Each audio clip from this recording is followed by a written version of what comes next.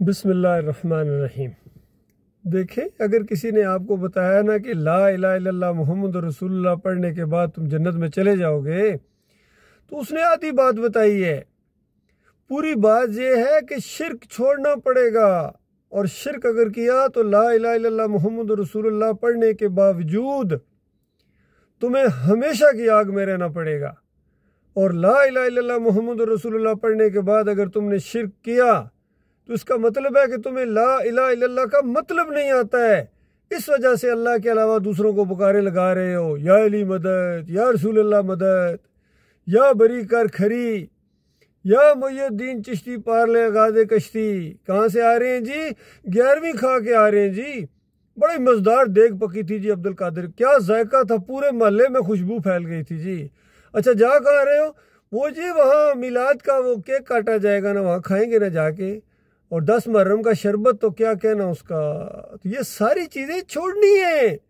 شرک ناقابل معافی جرم ہے، اور پھر شرک کرنے والوں کو اگر تم اپنا امام بناؤ گے، اپنا لیڈر بناؤ گے، اپنا قائد بناؤ گے، اپنا امیر بناؤ گے، تو پھر یاد رکھنا، پھر اس کا مطلب ہے کہ علی انجینئر صاحب نے آپ کو غلط بات بتائی ہے۔ اس نے بھی آدھی بات بتائی ہے، پوری بات اس نے بھی نہیں بتائی ہے، کیونکہ پوری بات یہ ہے کہ شرک سے بچنا ہے۔ شرک کرنے والوں کو اپنا امام اور لیڈر نہیں ماننا ہے، کیونکہ شرک اللہ کو گالی ہے۔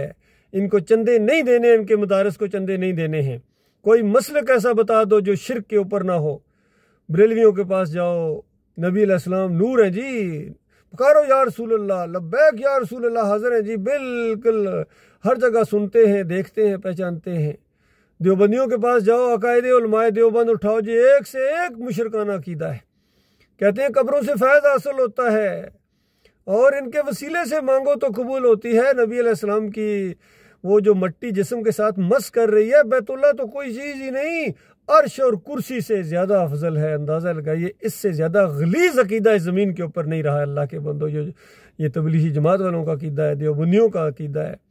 شبیر احمد عثمانی صاحب لکھتے ہیں تفسیر کے اندر کہ اللہ کے بندوں کو، مقبول بندوں کو پکارنا، یہ اللہ ہی کو پکارنا ہے۔ اندازہ لگائیے، اس طرح توحید کو شرک میں بدلی کر دیا۔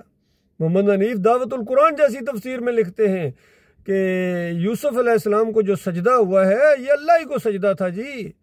اللہ کے بندوں، شکر گزاری کا سجدہ تھا، جو پورے خاندان نے اللہ کو کیا، اس رحمتوں اور برکتوں کی وجہ سے جو اس خاندان کے اوپر اللہ تعالیٰ نے کی ہیں۔ تو یہ اس طرح ان مفسرین نے، انہوں نے اس طرح شرک کے انجیکشن دیے ہیں، چاہے ڈاکٹر اسرار ہوں، علی انجینئر ہو، تقی عثمانی ہو، طارق جمیل ہو، طاہر القادری ہو، سارے کے سارے کسی نہ کسی شرک کے ساتھ ان کے رابطے ہیں۔ اور ان کے ساتھ اگر آپ کا عقیدہ ملتا ہے، یا ان کے ساتھ کوئی دل کے اندر بال برابر بھی نرم گوشہ ہے یا عقیدت ہے، تو یاد رکھنا پھر اللہ کے ساتھ تمہارا کوئی تعلق نہیں ہے۔ میں ہاں کے پکارے یہ بات کہہ رہا ہوں، میں آپ کا بھائی ہوں، میں کوئی مولوی نہیں ہوں، نہ پیر ہوں، نہ کوئی سیاسی لیڈر ہوں۔ ہماری سیاست ان کی سیاست سے بہت اونچی ہے۔ ہماری وہی سیاست ہے جو تمام انبیاء کی صالح سیاست رہی ہے۔ یہ پوری دنیا کا نقشہ بدلی ہوگا انشاءاللہ۔ توحید کی دعوت اٹھ چکی ہے، حق آ گیا ہے، اب باطل کا بیجا پھاڑ دیا گیا ہے، اور باطل کو سر چھپانے کی جگہ نہیں ملے گی انشاءاللہ۔ وقت آنے والا ہے بہت زیادہ قریب کہ یہ سارے شرک اور کفر کے یہ سارے بستر لپیٹ دیے جائیں گے، اور ہر طرف توحید کا دور دورہ ہوگا۔ نبی علیہ السلام کی سنت کو عام کیا جائے گا ان بدعتوں کی بجائے۔ اس طرح اللہ کا دین غالب آئے گا، اور پورے شان و شوکت کے ساتھ آئے گا۔ یہ بھیک مانگنے اور ووٹوں کے ذریعے نہیں آتا ہے۔ اللہ تعالیٰ غور و فکر کرنے کی توفیق عطا فرمائے ہمارے بھائیوں کو۔